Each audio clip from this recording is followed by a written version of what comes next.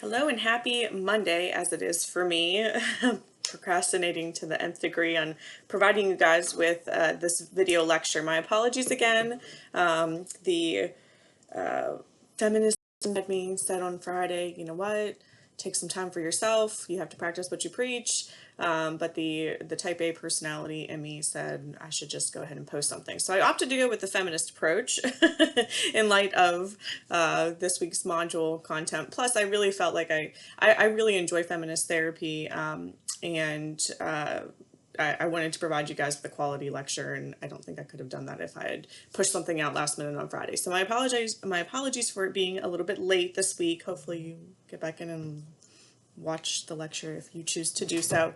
But I think we're moving and progressing very well through the class. It's hard to believe, reading the text, reviewing everything, that you're at the end of it. You guys have read an entire textbook by at this point almost. So coming up, we of course have this week your fourth journal. I'm just kind of looking at the course schedule. Fourth journal with new partners again.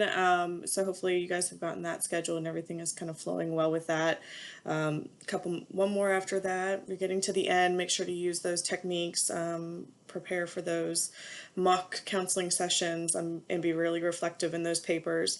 And then third of the fourth video. Wait, is this the last journal? No, you have 5 journals. Sorry, I was just looking at this like, oh my gosh, they're done with the journals. You're not. Sorry.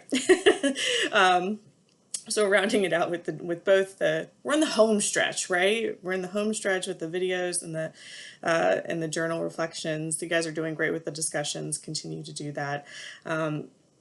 In terms of the textbook, we've got postmodern therapy to cover, contemplative psychotherapy, which is going to be a lot of supplemental reading. I opted to not focus, I don't know if I mentioned this in the beginning of the course or not, but I opted to not put the family theories chapter on our docket for this semester, because you guys do have an entire class on that. And I do think Corey provides a really great overview of the different family theories that you'll learn more about later. And there's a lot of overlap between some of the like Adlerian family therapy, like systems family therapy and things like that, with some of the other theoretical orientations. But I didn't want to take up the time that we had in this class, because I think that other theoretical orientations like contemplative psychotherapy, and looking at positive psychology kind of as its own separate thing, because it's been getting a lot of traction, and multicultural theories as their own separate entity, and providing some supplemental reading on that would really kind of round out your understanding of these theoretical approaches. So we won't be covering the family book, but you guys will have a lot of supplemental reading in those upcoming modules. I'm also going to try to incorporate a little bit about mental health, and because I think you guys are, in a unique situation where your cohort and the one before you and anything after you probably are, I think you all should be really prepared to be working with people in practicum and internship and beyond through different mediums, including telehealth. So I'm going to try to incorporate that for you as well as we as we get through this last month and a half of the semester, right? So with feminist therapy, back to the topic of the day, okay? I'll try to keep it a little bit brief here, but like I said, I really do enjoy feminist theory, feminist theories, feminist therapy, and it's not because I practice from a feminist theoretical approach. As you all know, would consider myself primarily, I would say I would be integrated, but my theoretical orientation that I'm grounded in is solution-focused counseling. But a lot of the work that I did at the Job Accommodation Network and working with people with disabilities that were being actively discriminated against and oppressed really pulled a lot from social justice perspectives, and being a social justice counselor. And so for this module, I don't have a separate multicultural and social justice considerations folder, because even in the literature that is out there, there is so much overlap between feminist therapy, multicultural therapy, and social justice theories that it can be, I don't see a point in separating out feminist therapy from the other two for this course. Now, other people, of course, would debate me on that, and I wouldn't say that's hard. I think they are all three separate from each other, but there's a lot of common ground, and Corey does, I think, a good job at explaining how all of that works. and where it all comes from. A lot of it comes from where we, the history of feminist theory and the history of the social justice movements and the history of the multicultural counseling movement, and all of those movements kind of being an extension of other civil rights movements that were geared towards specific populations. And they all kind of happen around the same time, especially in the 60s. And I think we're seeing a resurgence in that right now. And so hopefully, feminism gets a really bad rap. Feminist therapy, I think, in the counseling world can get a bad rap. So I hope you all came into this chapter with an open mind, and maybe this is just a new approach in general for you, which is fantastic. I really applaud Corey for including it in his text. One of the reasons I like this textbook, and I think he provides some great examples and illustrations that I hope to supplement in this module for how feminist therapy actually works. So with feminist therapy, we're looking at something new. So I'm going to jump right to the limitations and just hit those head on. We're looking at something new. This is a newer approach, even in comparison to reality choice theory and reality therapy, right? And so the evidence, to consider it evidence-based practice, there's just not enough literature there yet. Not only that, but if you look at how feminist counselors might approach the work that they're doing, you do see a good bit of integration in that work. You see feminism and feminist therapy kind of being intertwined with other theoretical approaches. I got an example of cognitive behavioral feminist therapy for you guys to see how that might work. And that's how I might identify with feminist therapy, because that's how I if I'm looking at what I did and the work that I did, I would not have considered myself a social justice counselor primarily, but I did infuse some of those ideas, some of the suggestions, recommendations, things of that nature with the work that I was doing in practice.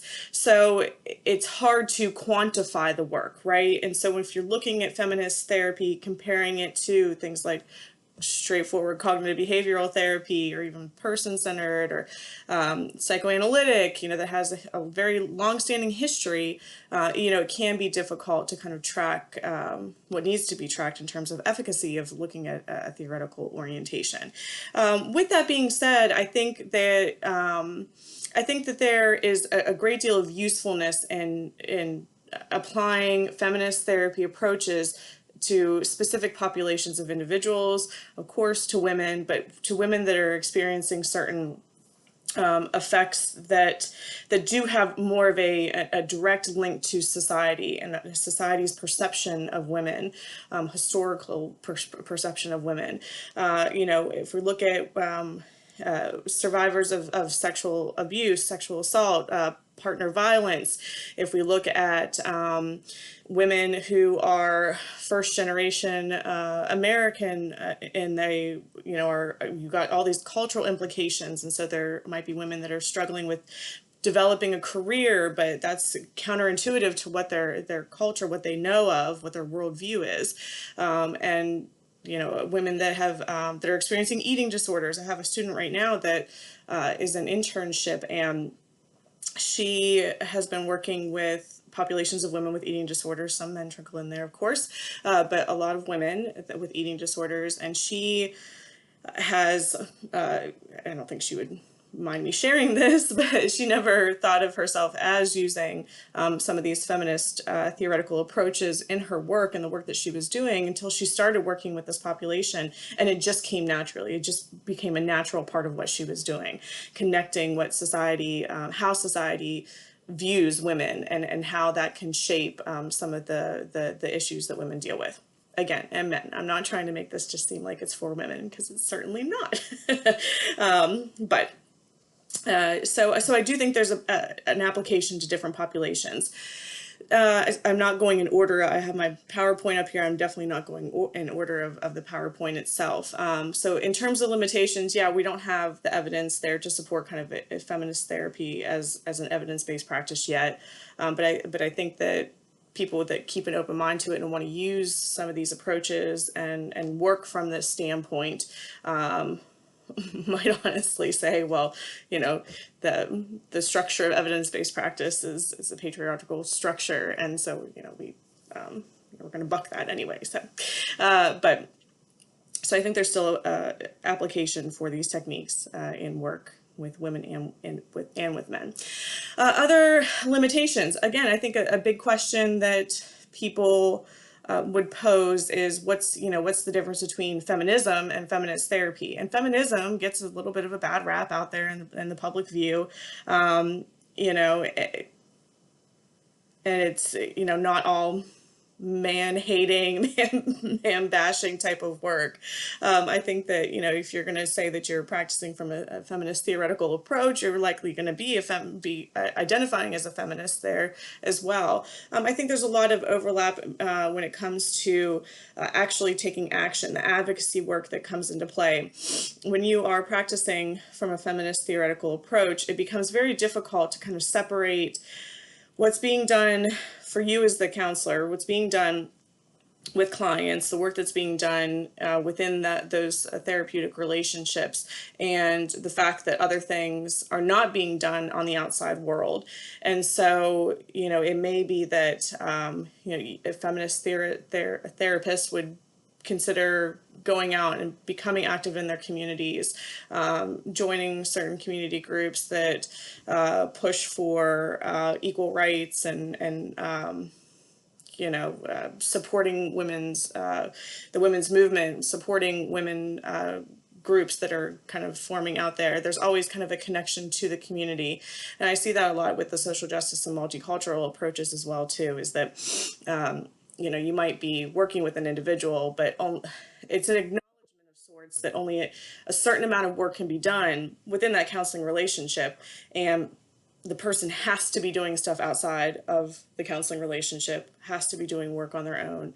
The counselor has to be doing work outside the counseling relationship to actually impact or impart change in our communities and change from a higher social level. So there is a bit more responsibility, I think, in terms of what is required of the counselor. And I think that can pose some difficulties for counselors, especially newer counselors who are still learning how to manage setting up boundaries, who are still learning how to manage leaving work at work and practicing self-care. When you start to become more active in your community, develop more of your voice on behalf of clients in terms of advocacy work, you really have to be careful about how much overlap there is between your personal life and your counseling life, and you have to just kind of watch out for that. So I think that intertwined within that is a little bit of a limitation of this theoretical approach, is that you have to be very self-aware. And kind of in that same vein, in terms of the limitation, I myself talk about limiting how much self-disclosure that we're providing to clients, making sure that it's appropriate, knowing when and how to do it, not imposing our values and our beliefs on clients. With feminist theory, what we see is that, so if you're thinking about clients that might be coming to a counselor that says and advertises, yep, I practice from a feminist theoretical orientation, or I integrate feminist therapy within my practice. So you're wondering, well, who's gonna be coming to see this type of counselor? How does that actually work? Who can they serve? So with feminist theory, you're seeing from the very, very onset of the work that the counselor is doing that there is a disclosure of values, a disclosure of principles. So if I'm a feminist counselor, I'm including a more robust, informed consent for my clients, explaining that this is my approach, that I tackle social issues head on, that I will look at society's impact on the mental well-being of my clients from a feminist viewpoint, from a feminist lens, and I will bring these issues to the surface. And that's part of the work that I'm doing. And so part of the purpose of that is that feminist therapy really emphasizes that egalitarian relationship between a counselor and a client. And we know that there are inherent power differentials between counselors and clients. And you can argue this to the nth degree, but I would say even in feminist therapy, there's still a little bit of a power differential there.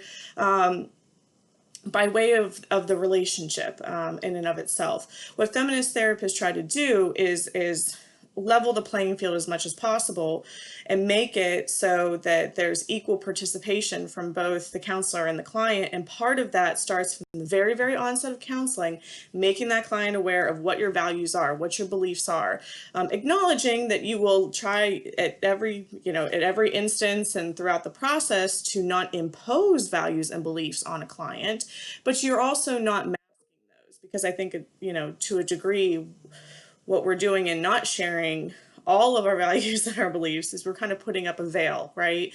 And so with feminist theory, what we're demystifying the counseling process. And so that I think is applicable to a lot of different theoretical approaches. Anytime you're talking with a client, you're giving them homework, you're giving them some books to read, some additional education, some bibliotherapy. You're not just like handing them a tool and saying, here you go, do this. Like, there's always an explanation for why. What's the purpose behind all of this? Because we're not practicing counseling in 1925 here. We're letting our clients know the reason why we're asking them to do things. We're hoping that there'll be some buy-in there, but we're gauging that and we're letting them make the decisions. So with feminist theory, yeah, I would say it's a limitation in that you have to, one, be willing to acknowledge and critically evaluate what your values and your own personal beliefs are, your own worldview. You have to be critical of that. You have to be able to evaluate your own biases towards women. And yes, we as women do have biases towards other women. That's just something that happens. And so we have to be able to acknowledge what those are, and continuously work to address those. For men, same thing goes. It's, I think that's another common misconception within feminist theory, that you cannot be a male feminist therapist or that you can't work with men from this approach. And you certainly can be a male and work and be incorporating some of these feminist theoretical applications into your practice. And you certainly can work with men. You can work with anybody from any different background using a feminist theoretical approach, but you have to be very critical of your own worldview, and you have to be able to balance self-disclosure, making sure that it's always about the client, it's not always about you, but those self-disclosures, the acknowledgement of what your values and your beliefs are, it's all done in an effort to strengthen that relationship, to show the client that, I am not sitting on a throne because I'm the counselor, because I have a degree, and I have experienced some of these things, and so I can show you a great deal of empathy because of that. Kind of that unconditional positive regard and empathy are overflowing within feminist therapy. And so all of that can be a little bit difficult, especially for new counselors to manage. And I think for counselors in general to just have to constantly go back in and recheck their value systems. And because those develop and change and are, modified over time. So there's the limitations, I guess. I think I've hit a lot of salient points about feminist therapy. We see women in the development of feminist therapy, and not just women who happen to be the daughter of a founder of a theoretical orientation. We just see women straight up, coming from different, like in the 80s, that's where we really saw a nice resurgence of feminist theoretical approaches. I would not be surprised if we saw that again in the upcoming years, but that we saw a collection of women coming together and being very vocal about the fact that the theoretical orientations that the counseling and psychology professions have heavily relied on throughout history were all developed by middle-class white men, and they ignored the perspective of women. And so we see women as the collective kind of quote unquote founders of feminist theory. And I think that can add kind of to that level of difficulty in making feminist therapy an evidence-based practice. When you have one singular person that, develops a theoretical approach like Aaron Beck, and he's, the godfather of reality therapy, and, he's the one that's out there doing, publishing books and papers and doing presentations and all of that. Then you got a little bit more of control over, the data that comes in, right, from a research perspective. When you've got feminist therapy, you've got a collection of women, and I don't think any of them would say, I am the one, I founded this theoretical approach more than my counterpart. So I think that can be a little bit difficult in terms of, developing some of those evidence-based practices and getting them published and out there in the world. With that being said, it's a very collectivist approach, right? So of course it would make sense in feminist therapy that everybody's kind of sharing sharing responsibility for development of a theory. A lot of the principles, again, are feminist therapy overlap with multicultural therapeutic approaches and social justice therapy as well. The personal is political, that kind of mantra, it spans all three areas. The critical consciousness aspect actually comes from Paulo Freire, who's a theorist in education from Brazil from way back in the day, and that's actually rooted in social justice principles. So there is a lot of overlap. You'll see a lot of articles out there that talk about how some of the multicultural competencies, the social justice competencies overlap with feminist competencies as well. And it is, I think, a little bit hard and difficult to separate all of them. We have this term intersectionality that is used both in counseling and outside of counseling, and that's where it's an acknowledgement that people, but women, that's kind of where it spurred from, was women, people of color, women of color, aren't just identifying as one single entity, right? And so if you're talking or working with a woman of color who is coming and seeing you as a counselor, it may be that they identify based on their race, it may be that they identify based on their gender, it may be that they identify based on their sexual orientation, it may be that they identify as a hodgepodge of all of it. And so there's intersectionality within our personal identities. And so with that, I think that's another kind of key area where we see an incorporation of feminist therapy, multicultural therapies, and social justice therapies, because whenever a client is coming to us with different issues that have different bases, then we have to be able to acknowledge, it's not just that this is a gender bias related issue, but there are there's an interaction between all of somebody's identities.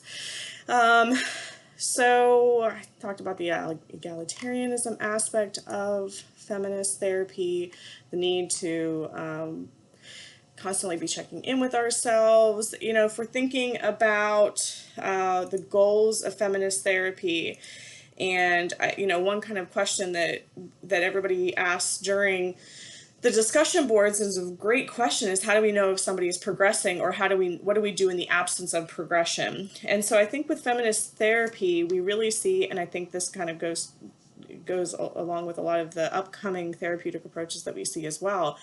With feminist therapy, we really see that the client is directly in charge of developing their own goals, for developing and telling the counselor what they want their messages to be. Corey talks about messages, right? So within feminist therapy, there's acknowledgement that because of how we were raised, how we were brought up, because of our gender, we have these messages that run through our head about what we should or should not be doing, how we should or should not be behaving and acting, what our roles in society should or should not be. And so we tell ourselves these messages. Within feminist therapy, part of what the job of the counselor is going to be is getting a little bit deeper and developing a background of our client through some of those analyses, right, the gender role analyses. So instead of just asking, what occupation did your parents do, you're, as the counselor, going to be asking our clients to explain a lot more about that. What were the roles within your household? What did that look like? What what was your mother doing? What was your father doing? What were your grandparents doing in your life? How did your messages get shaped? And then on the other side of that, what is the new message that you want to develop? And in part of that, again, in terms of not being a limitation, but being something that a counselor has to be aware of, is that if a client comes to us and says, I feel like I'm overwhelmed at home. I'm a mom during a pandemic, but I'm working full time and dealing with kids that are being homeschooled while I'm trying to do a job on the side. But you know what? I was raised in a very stereotypical West Virginian household, and I feel like it is my obligation and my responsibility to be kind of the head person of my children. And I don't want to let that go, but I want to better manage my life. So then me as the counselor, I'm not going to go in there and try to change somebody's perspective of or work or make it a goal to change their perspective of what a woman's role should be in the household, right? I'm going to acknowledge that that doesn't align with my values and beliefs, but you're the client, you're able to set your goals. I'm going to support those, and we're going to do what we can do to help you develop that new internal message, and whatever that might look like. And so within that, restructuring somebody's message comes like the assertiveness training, comes the education behind where that message came from, providing a little bit of history, connecting somebody's external world to the current problems that they're experiencing at home.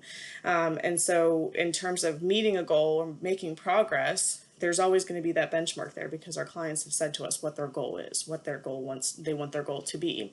And so we can gauge progress by asking our client, do you feel like you're meeting those goals? Or if not, how do we change that? Is this the message that we really need to be focusing on? All right, so I'm not going to go through all the techniques. I talked a little bit about men and family and feminist theory. I also wanted to point out, I know a lot of people get the e-text.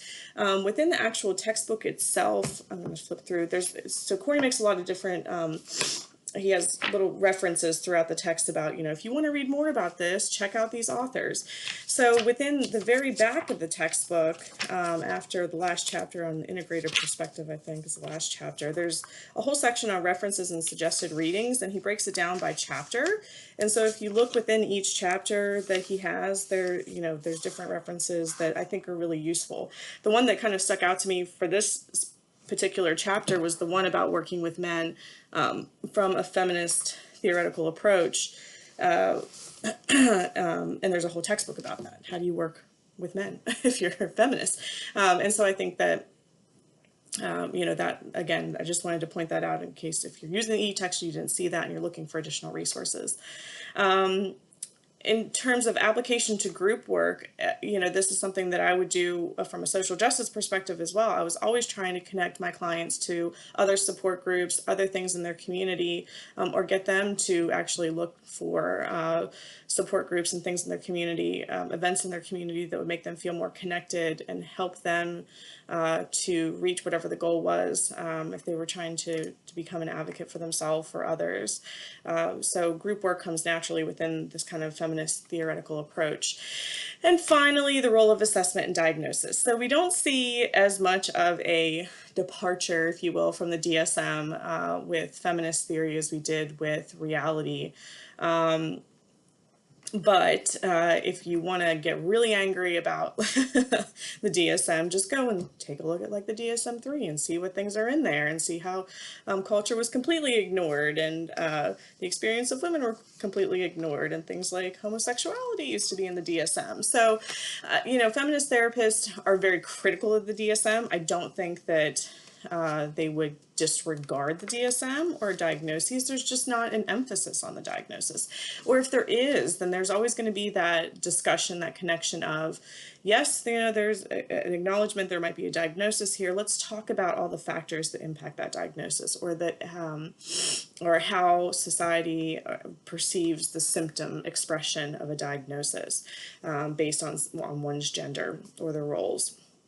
And so I think feminist therapists, along with multicultural therapists and anybody practicing from a social justice perspective, looks at the DSM and says, okay, but what if?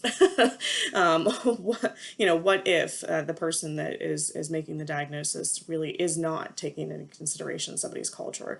What if they are not taking into consideration somebody's gender? And that happens. And so there's criticism there, but not a complete kind of disregard for the DSM, if you will. So, all right, I think that just about covers everything, and hopefully this was enough of a brief message for you guys that you will get back in and take a closer look through the videos that I posted. For the cognitive behavioral feminist therapy example, it is a longer video. I don't expect you to watch the whole thing, but you certainly can.